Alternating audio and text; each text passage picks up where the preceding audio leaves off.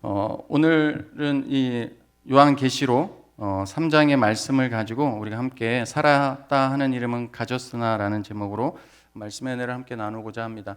여러분, 요한계시록은 이 예수님께서 직접 사도 요한에게 천사를 통하여 계시한 것, 그러니까 알게 하신 것을 기록한 성경입니다. 그래서 요한계시록 1장 19절과 20절을 보면 이렇게 말씀합니다. 그러므로 내가 본 것과 지금 있는 일과 장차 될 일을 기록하라.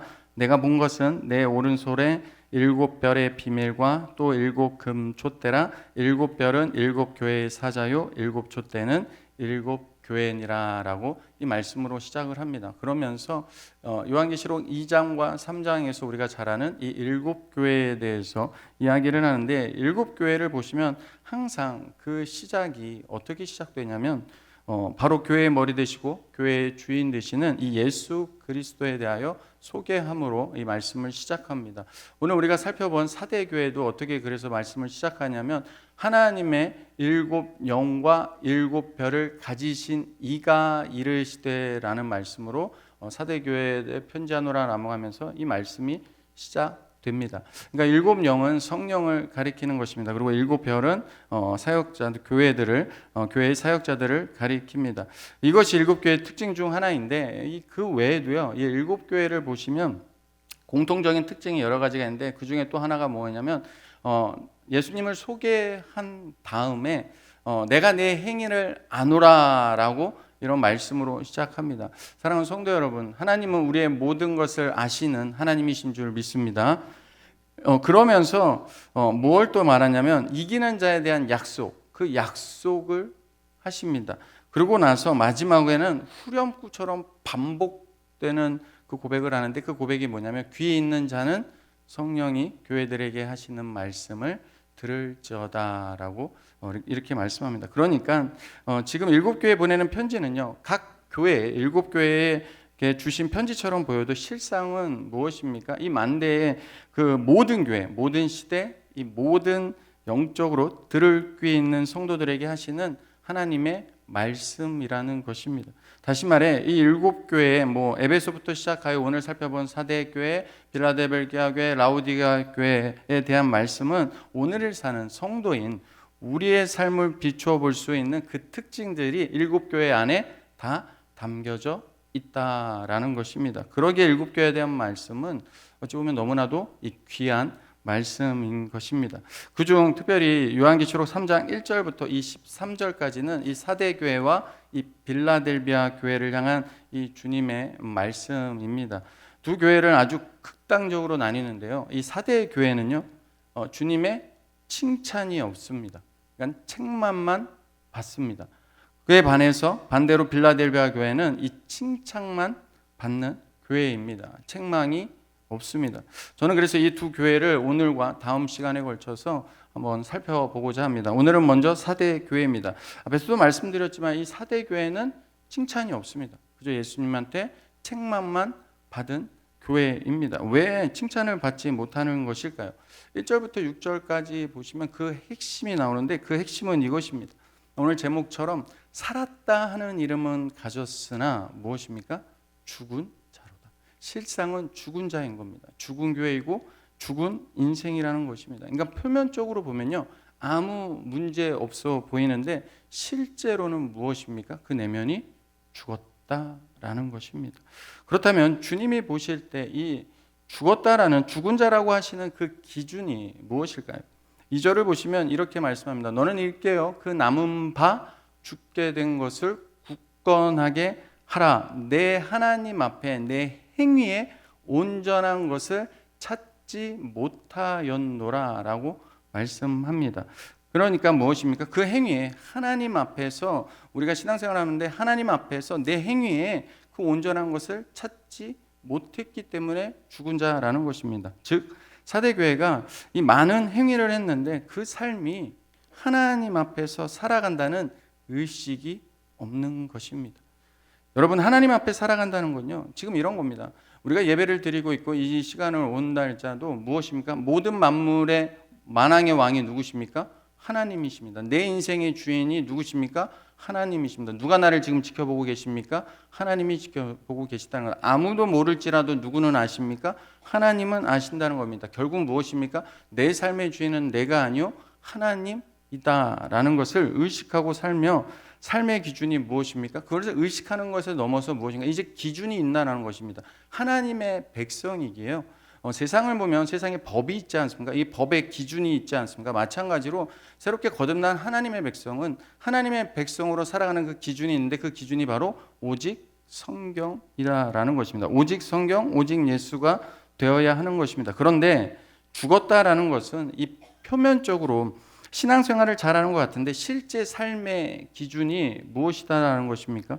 이 환경과 시대 흐름에 따라서 여전히 내 생각이 기준이 되어 살아가고 있다라는 것입니다.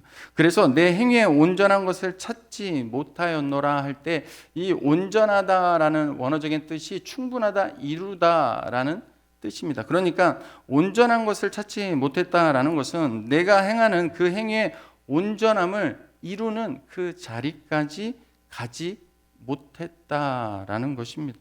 예수 믿는 사람처럼 행동합니다. 그래서 겉으로 보기에는 아무 문제 없어 보입니다. 잘 돌아갑니다. 그런데 실제 그 내면은 죽어 있다. 생명력이 없는 사람이다라는 것입니다. 여러분 한번 생각해 보십시오. 모든 예배 참석해서 예배를 드리면 얼마나 많은 말씀을 듣겠습니까? 특별히 오늘 이렇게 수요 예배 늘 오시는 분이시라면, 제가 보니까 새벽 예배도 오시고 금요도 철야도 오시고 저희 주일 오후도 오시고, 그러니까 모든 예배에 참여하신 거예요. 그러니까 너무나도 귀합니다. 그 말은 무엇입니까? 하나님의 받은 은혜가 있고 그 사모함이 있기 때문에 주 앞에 나올 수 있는 것입니다. 그래서 말씀에 대해서도 잘 알고 있습니다. 모르는 게 아닙니다. 하나님에 대해서도 너무나도 잘 압니다. 그런데 문제가 뭐냐? 예배 가운데 은혜 받은 그 말씀이 내 삶에 아무런 열매가 없다라는 것입니다. 그러니까 은혜의 말씀을 듣고 은혜 주신 약속의 말씀으로 현실을 보고 믿는 바대로 생각하고 행동해야 되는데, 그렇게 행동하지 못한다라는 것입니다. 쉽게 말해 예배 드리기는 하는데, 예배 가운데 받은 은혜를 가지고 이제 후로는, 이 예배당을 나가는 후로는 구별된 하나님의 백성으로 그 말씀을 나에게, 하나님이 나에게 이렇게 은혜를 주셨네, 맞네, 우리가 오늘 찬양다는 것처럼 항상 기뻐해야지, 그래 감사해야지, 고통 중에 있어도 감사해야지 하는데, 무엇입니까? 실제 이 나가는 순간 나에게 어떻게 적용해야 될지가 없다라는 것입니다. 어떻게 적용하면 살아가겠다는 것이 없는 것입니다. 또 한편으로 이렇게 볼 수 있습니다. 이런 것입니다. 세상의 뉴스를 보는 것과 이 나라 정치를 보는 것과 하나님을 사랑하는 것을, 이게 여러분 하나의 세트인가요? 별개인가요? 별개로 보는 겁니다. 하나의 세트인데, 왜냐하면 여러분 지금 이 세상을 통치하시는 분이 누구십니까? 네, 우리는 고백합니다. 하나님이라고 고백하지 않았습니까? 그러니까 그런 겁니다. 이 예배를 통해서 우리는 그걸 다시 한번 확인하는 것입니다. 그런데 문을 나서는 순간 뉴스를 보고 텔레비를 보면서 하나님의 통치하신다는 이 고백이, 은혜 받은 그 고백이 사라지는 겁니다. 그저 내가 보고 내가 느끼는 대로 이 세상을 보게 된다라는 거죠. 별개로 본다라는 것입니다. 나의 이념과 사상을 기초로 뉴스와 정치를 보고, 하나님의 말씀은 예배 시간에 듣는 것이 다인 것입니다. 하나님을 모르는 게 아닙니다. 그런데 삶의 모든 일을 하나님의 말씀 안에서 보지 않고 있다라는 것입니다. 내가 보고 싶은 대로 내가 가진 인연과 사상으로 보는 것입니다. 사랑하는 성도 여러분, 오늘날 사회의 분위기가 어떻습니까? 세상 속에서는 이 가정이나 직장이나 사람들과 교제하는 그곳에서, 특별히 가정 안에서도 이렇게 갈라지는 모습들을 보거든요. 그곳에서 하나님이 창조하시며 하나님이 주권과 섭리 안에 이 나라가 있다, 나는 크리스찬이다 라고 당당하게 말할 수 없는 이 사회적인 압박, 이 프레임에 대해서 이상함을 느끼면서 어떻게 해야만이 이 이상한 이 하나님의 지금 질서가 무너지는 이 시대 속에 어떻게 해야 하나님의 진리를 더 바르게 세울 수 있고, 어떻게 해야 진정한 하나님의 나라를, 통치를 회복할 수 있을까 고민하고 갈망하게 되는 것이 저는 정상이라고 생각합니다. 그런데 그거에 대해서 이상함을 느끼지 못한다면 이미 죽은 자라고 말할 수 있다라는 것입니다. 그래서 자연스럽게 이 시대 흐름 속에 부딪히게 되는 것이 무엇입니까? 바로 아까도 대표기도 됐지만 차별금지법입니다. 여러분, 왜 차별금지법에 대해서 우리가 기도해야 되는지 모르는 분들이 많은 것 같습니다. 여러분, 차별금지법은 특별한 어떤 한 사람을 어떤 것들을 차별하는 것이 차별한다, 특정인을 차별한다, 이것이 이 본질이 아닙니다. 차별금지법의 본질은 뭐냐면요, 이 내 생각이 무엇입니까? 이 생물학적인 그 어떤 이 물질보다 앞선다라는 것입니다. 그러니까 하나님이 창조하신 질서대로 생물학적으로, 사랑하는 성도 여러분, 제가 누구입니까? 남자입니까? 여자입니까? 네, 남자이죠. 고맙습니다. 저를 남자로 봐줘서. 남자입니다. 이게 정답입니까? 학생들처럼 정답 오답을 하는, 제가 지금 말하는 게 정답입니까? 오답입니까? 정답입니다. 그런데 세상은 어떻게 만다고요? 지금 세상의 흐름은 뭐냐면 이 생각, 내가 생각하는 것이 하나님이 창조하신 그 질서, 생물학적으로 내가 남자면 남자여야 되고 여자면 여자여야 되는데, 그것이 아니라 내 생각에 여자라고 한다면, 내가 남자여도 생물학적으로 남자여도 내 생각이 여자라고 한다면 그것을 인정해주는 사회 문화적인 흐름으로 그것을 만들고, 그것을 다시 어떻게 합니까? 법제화하면서 결국에는 이것이 오답이, 여러분들이 말한 것처럼 오답이라고 한 것이 정답이다라고 한 사람이 아니라, 한 개인이 아니라 사회적인 분위기로 만들어버리는 것이 무엇입니까? 그것을 법으로 만들어서 사람들 생각에 오답이 정답으로 인식하게 만들어버리는 것이 바로 차별금지법의 그 깊은 본질이다라는 것입니다. 무엇을 근거로요? 이것이 인권이다, 평등이다, 인권의 함량이다 라고 말하며 그런 시대가 오고 있다는 거죠. 그래서 우리가 얼마 전 프랑스 올림픽에서 보지 않았습니까? 내 생각이, 나는 남자인데 여자라고 생각하고 여자들과 권투해서 글러브 끼고 그냥 금메달 따도 아무 말 못하는 이 시대에 도래하고 있다는 겁니다. 한마디로 하나님의 창조 질서를 파괴하는 일들이 지금 세상 가운데 일어나고 있다라는 것입니다.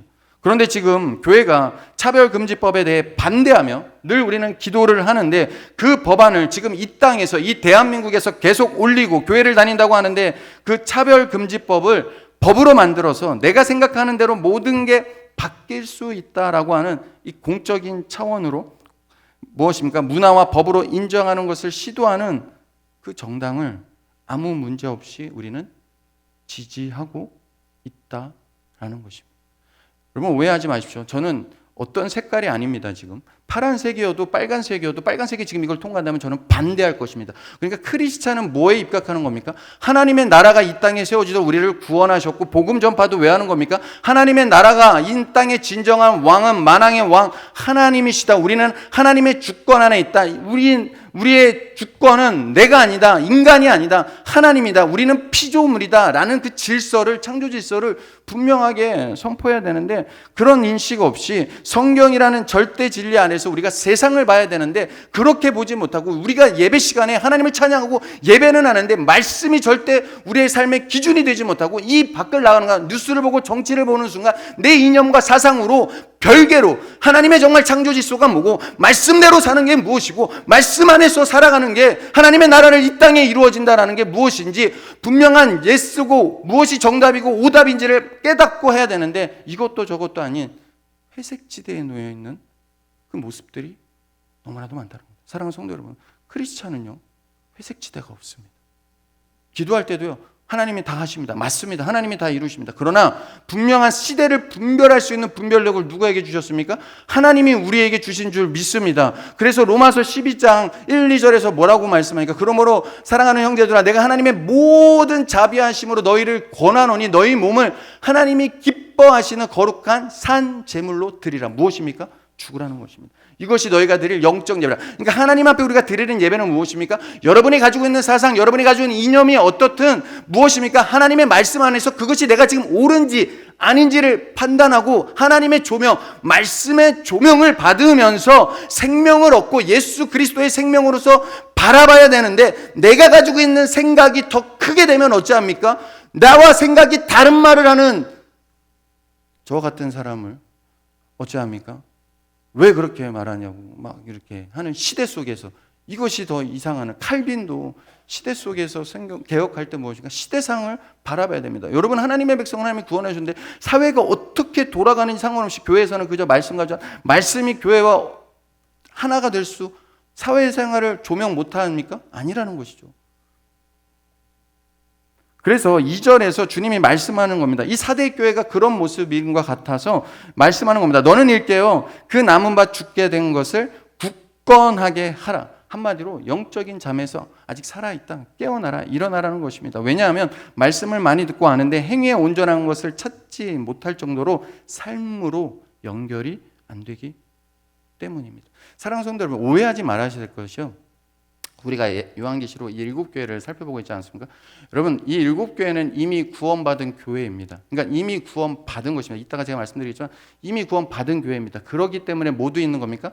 7교회 가운데요, 책망만 있는 교회가 있고요, 칭찬만 받는 교회가 있고요, 칭찬과 책망을 받는 교회가 있습니다. 결국 다 무엇입니까? 하나님이 왜 다 이렇게 책망하고 칭찬하십니까? 칭찬받을 만한 건 칭찬하지만 책망하는 건 뭡니까? 돌아오라고.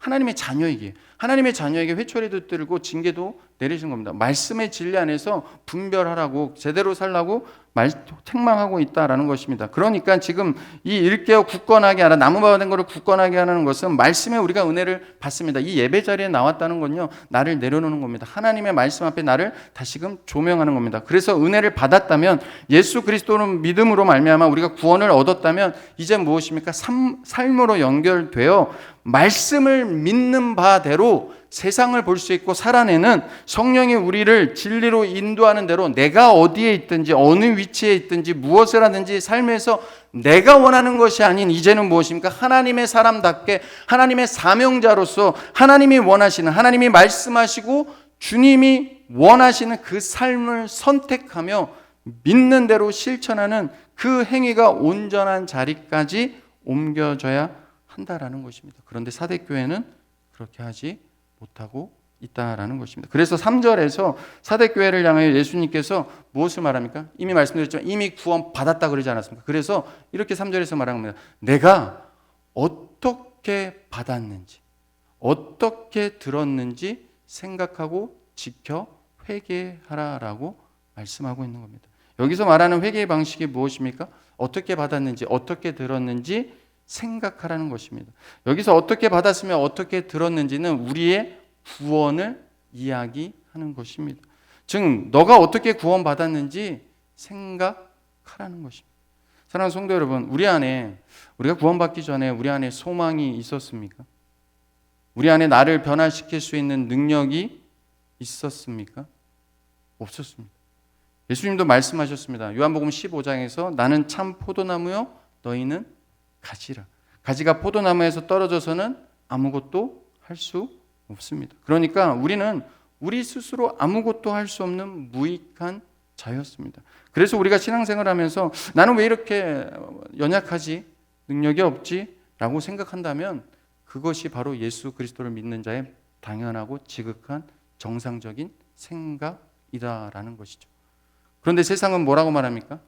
가지에서 떨어져도 우리가 예수님께 붙어만 있으면 되는 거거든요. 성경이 뭘 얘기하냐면 우리는 예수께 붙어만 있으면 된다라는 것입니다. 7교에서 말하는 것도 예수께 붙어만 있으면 되는 거예요. 이따 후반절에 나오는 그 말도 흰옷을 입었다는 것도 예수께 붙어만 있으면 산다라는 겁니다. 살 수 있다라는 것이죠. 그런데 세상은 뭐라고 말합니까?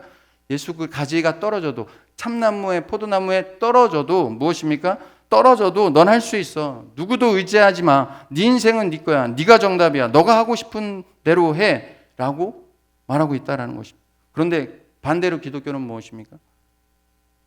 그러니까 우리가 이 자기개발과 같은 거 분명히 우리가 해야 되는 그 부분도 필요합니다. 그런데 기독교의 핵심은 뭐냐? 본질은 뭐냐? 신앙의 본질은 또 뭐냐? 나는 주님 없인 살 수 없습니다. 주님 없인 아무것도 할 수 없습니다. 주님 없인 아무것도 못하는 연약한 죄인입니다. 주님이 필요합니다. 주님께 꼭 붙어 있기를 소망합니다. 사모합니다. 그 고백밖에 할 수 없는 그것이 진정한 기독교의 본질이라는 것입니다. 여러분, 우리의 인생이 나의 것입니까? 우리의 인생은 내 것이 아닙니다. 주의 것입니다. 하나님께서 그 아들 독생자 예수 그리스도의 핏값으로 우리를 사신 것입니다. 그러기에 우리는 내 것이 아닌 주의 것입니다. 그래서 하나님 우리에게 말씀하시지 않으십니까? 너는 내 아들이라 내가 너를 낳았도다. 저와 여러분은 예수님을 떠나서는 아무것도 할 수 없습니다. 그래서 오직 예수를 외치며 주님을 의지하는 겁니다. 오늘도 힘들어도 어려워도 그저 하나님 앞에 예배 나올 때마다 무엇입니까? 우리는 다시 고백하는 겁니다. 나는 주님 없이는 살 수 없습니다. 오직 예수밖에 없습니다. 그리스도 안에서 주와 함께 사는 존재입니다. 이것을 확인하는 것입니다. 그래서 그리스도 안에서 참된 구속과 생명을 얻은 자로서 어떻게 구원을 받았는지 지금 사대교회를 향해 예수님이 생각하라 말씀하고 있다라는 것입니다. 생각하고 지켜 회개하라. 그러므로 우리의 행위에 온전한 것을 이루는 삶의 회복은요, 예수 그리스도를 믿음으로 내가 구원받았다는 이 놀라운 구원의 확신에서부터 시작되는 것입니다. 빌립보서 1장 6절 말씀을 보면 이렇게 말합니다. 너희 안에 착한 일을 이루신 이가, 시작하신 이가 예수 그리스도의 날까지 이루실 줄을 우리가 확신하노라. 여기서 착한 일이 무엇이냐면요, 구원을 말하는 것입니다. 그러니까 너희 안에 착한 일을 이루신 이가 누구입니까? 여호와 하나님이시다는 것입니다. 그 하나님이 이루실 것이고 우리는 확신한다. 이 믿음으로 살아간다는 것이죠. 내가 이룬다는 것이 아닙니다. 내가 구원을 시작한 것이 아니라 예수 그리스도께서 구원을 시작하셨기에 그 일을 이루시고 그 일을 완성하시는 분은 여호와 하나님이라는 것을 믿는 것입니다. 그러면 그 하나님이 어찌합니까? 결코 우리를 포기하겠습니까? 포기하지 않으십니다. 끝까지 사랑하십니다. 그래서 요한복음 13장 1절을 보면 이렇게 말씀합니다. 유월절 전에 예수께서 자기가 세상을 떠나 아버지께로 돌아가실 때가 이른 줄 아시고 세상에 있는 자기 사람들을 사랑하시되, 우리 한번 같이 읽겠습니다. 시작. 끝까지 사랑하시니라. 할렐루야. 하나님께서요, 여기서 말한 자기 사람들이랑 구원받은 거듭난 하나님의 백성을 말합니다. 저와 여러분을 이야기하는 것입니다. 네, 오늘 말씀처럼 사대교회를 바라보는 것처럼 우리가 그런 모습, 죽은 자의 모습일 수 있습니다. 그런데 하나님이 말씀한 거, 약속하신 겁니다. 무엇을 약속하십니까? 내가 끝까지 너를 사랑한다. 결코 포기하지 않는다는 것입니다. 예수님은 우리가 세상에서 죄를 짓는다고 우리를 버리거나 포기하시는 분이 아닙니다. 그러기에 영적 잠에서 깨어나라고 당신의 자녀이기에 책망도 하시는 것입니다. 그리고 어떤 죄에 빠지더라도 우리를 끝까지 사랑하시며 자기의 자녀들이 죄에 빠질 때에도 성령님을 통해 끝까지 회개시키는 분이십니다. 그래서 앞에서 말씀드렸지만 7교회 마지막에 공통적으로 들어가는 말씀이 무엇입니까? 귀 있는 자는 성령이 교회들에게 하시는 말씀을 들을지어다. 그래서 성령님은요, 여러분이 회개하지 않으면 징계를 드시고 회초리를 드셔서라도 어찌합니까? 회개를 시키십니다. 정말 말 안 듣는 사람도 어찌하십니까? 반드시 성령님께서 회개를 시키신다라는 것입니다. 성경의 한 예를 들어보면 이런 것입니다. 회개가 무엇인지 좀 살펴보고 싶은 것이, 여러분, 회개도요, 내 힘으로 하는 것이 아닙니다. 정말로 전적인 우리는요, 성령 안에서 살아가는 것입니다. 요한복음 13장 아까 읽어드렸지만 그 뒤에를 보면요, 예수님께서 제자들의 발을 씻겨 주십니다. 이렇게 발을 씻길 때 우리의 또 베드로가 나옵니다. 베드로가 뭐라 하냐면, 주님, 내 발을 절대 씻지 못하니이다 라고 말합니다. 그때 예수님께서 뭐라고 말씀하냐면, 내가 너를 씻어주지 아니하면 내가 너와 상관이 없는 자다, 없게 된다 라고 말씀하십니다. 이때 베드로가 또 뭐라 하냐면, 그러면 발 말고 발뿐만 아니라 손과 머리부터 발끝까지 다 씻겨 주시옵소서라고 이야기합니다. 그때 예수님께서 이렇게 말씀하십니다. 요한복음 13장 10절입니다. 요한복음 13장 10절을 보면 이미 목욕한 자는 발밖에 씻을 필요가 없느니라, 온몸이 깨끗하니라 라고 말씀합니다. 여기 보시면 근데 특별한 점이 무엇입니까? 예수님께서 지금 제자들의 발을 어찌하십니까? 직접 하나하나 씻겨 주십니다. 그 이유는요, 우리의 회개는 우리의 힘으로, 스스로의 힘으로 할 수 있는 것이 아니라 성령 하나님이 도와주셔야지만이 할 수 있는 것이기 때문입니다. 그래서 우리가 죄를 지으면 성령님께서 어찌하십니까? 날성검보다 예리한 말씀으로 우리의 영과 혼과 골수를 찔러 쪼개기까지 하며 우리의 마음과 판단을, 마음과 생각을, 뜻을 판단하시기 때문입니다. 그래서 이 말씀 가운데 역사하시는 성령님이 사대교회에 생각하고 지켜 회개하라라고 말씀하는 것입니다. 여러분, 목욕을 한다는 것은요, 이미 무엇입니까? 다 죄사함을 받았다라는 것입니다. 이 의롭다고 칭함을 이미 받은 것입니다. 딱 한 번으로 이 놀라운 칭의의 사건이, 죄사함 받은 사건이, 놀라운 예수의 생명의 사건이 일어난 것입니다. 그래서 이제 주님을 볼 때는 어찌합니까? 예수 그리스도의 볼로 우리는 어찌합니까? 완전히 죄사함 받은 목욕한 존재로 예수 그리스도만 바라보고 예수 그리스도의 이름으로 예수 그리스도의 보혈을 의지하며 날마다 주 앞에 서는 것입니다. 주의 보혈을 능력으로 씻지 못할 죄가 없기 때문입니다. 하지만 여러분, 저도 늘 샤워를 하지만 샤워를 한다고 목욕을 한다고 깨끗해집니까? 다시 밖에 나왔다가 들어갈 때는 어찌합니까? 저희 아이에게도 매일 뭐부터 닦으라고 합니까? 코로나 이후로 손을 먼저 씻으라고 하니까 손이 더러워집니다. 발이 씻어야 됩니다. 다시 또 씻어야 합니다. 구원받은 후에도 마찬가지라는 겁니다. 우리의 이 강한 죄성이 있기에 매일매일 죄를 짓고 또 지을 때마다 예수 그리스도의 그 십자가 보혈을 의지함으로 죄를 회개하면 우리 주님이 어찌하십니까? 용서하신다라는 것입니다. 그래서 사대교회를 향해 주님이 말씀하시는 겁니다. 먼저 생각하고 어떻게 받았는지 어떻게 들었는지 생각하고 지켜 회개하라라고 말씀하고 있다라는 것입니다. 그러기에 주님이 베드로에게 목욕한 자는 발밖에 씻을 필요가 없다라고 요한복음 13장 10절에서 말씀하고 있는 것입니다. 아울러 사대교회를 향해서도 말씀하는 겁니다. 어떻게 받았으며 어떻게 들었는지 생각하고 지켜 회개하라. 만일 깨지 아니하면 내가 도둑같이 이르리니 어느 때에 내게 이르는지 내가 알지 못하리라. 주님도 이 사대교회를 향해 주님으로부터 받은 예수 그리스도의 공로를 하나님의 자녀가 되었다는 이 놀라운 구원의 확신을 갖도록 계속해서 권면하고 계시는 것입니다. 그리고 이 경고한 자들, 구원의 확신으로 경고한 자들이 그 사대교회 안에 있었는데 이들이 특징이 뭔지도 이제 4절과 5절에서 이야기합니다. 우리 4절과 5절 말씀, 우리 구원의 확신을 가진 경고한 자들의 특징을 한번 말씀 함께 같이 읽도록 하겠습니다. 우리 4절 5절 같이 읽도록 하겠습니다. 시작. 그러나 사대에 그 옷을 더럽히지 아니하는 자 몇 명이 내게 있어 흰 옷을 입고 나와 함께 다니리니 그들은 합당한 자인 영고라. 이기는 자는 이와 같이 흰 옷을 입을 것이요 내가 그 이름을 생명책에서 결코 지우지 아니하고 그 이름을 내 아버지 앞과 그 천사들 앞에서 시인하리라. 아멘. 여기 말씀은 5절 말씀 한번 띄워주시겠습니까? 5절 말씀 잘 보시면 누가 그 이름을 생명책에서 결코 지우지 아니하리라. 내가 하나님 앞에 그 이름을 너희의 이름을 하나님 앞과 그의 천사들 앞에서 시인하리라. 지금 누가 약속하고 있습니까?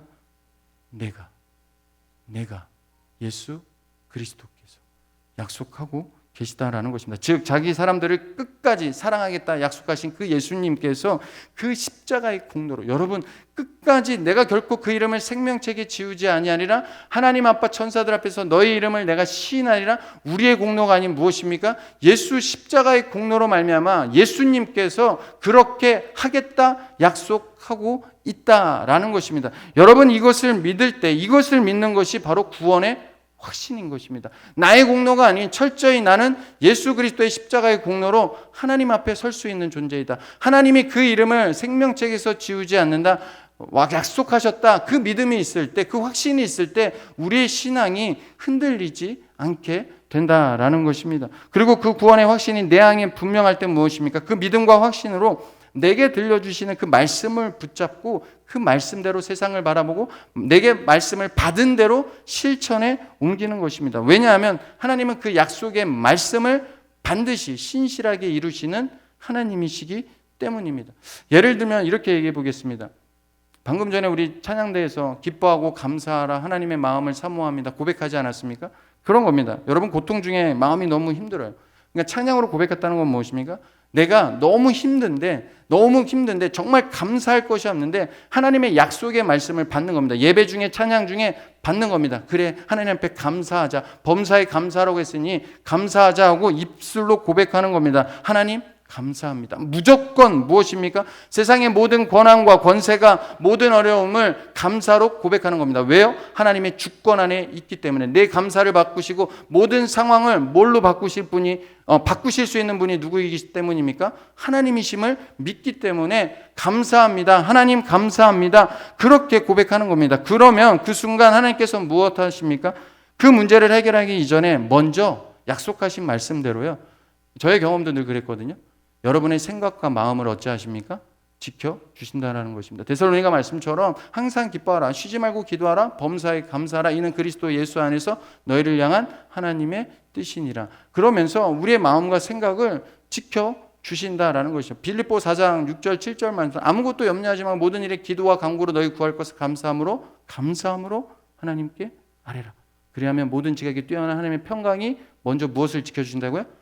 너희 마음과 생각을. 그러니까 우리는 그겁니다. 왜 말씀대로 살아가고 우리가 먼저 고백을 해야 되냐면요, 쉬지 말고 기도하라는 것도요, 여러분, 기도가 왜 이 시대에 무너지고 계신 줄 아십니까? 여러분은 왜 기도가 안 될까요? 우리 솔직해 볼까요? 하나님에 대한 기대가 없기 때문입니다. 정말 하나님의 권능을 믿고요, 모든 이 작은 일부터, 내게 일어나는 모든 작은 일부터 큰 일까지 정말 하나님을 믿으면요, 정말 기도하게 되어 있다라는 겁니다. 하나님을 기대하기 때문에. 이 상황을 해결할 수 있는 분, 이 상황을 통치하시는 분은 하나님 한 분밖에 없게 기도하게 되어 있다라는 것입니다. 나라의 어려움을 보면 어찌합니까? 기도의 길을 쉬는 자를 범치 않겠습니까? 그럴 수밖에 없는 겁니다. 너무나도 예레미야 같은 심정으로 나라를 보니까 기도할 수밖에 없게 된다라는 것이죠.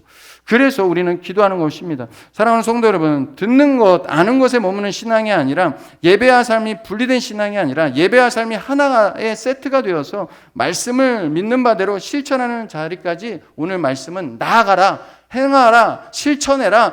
그냥 머리로만 알지 말고 이제 알았다면, 은혜 받았다면 나아가라, 실천해라. 오늘부터 실천해라 라고 말씀하고 있다는 것입니다. 여러분, 요한계시록의 서론격 같은 1장 3절에서 무엇을 말씀합니까?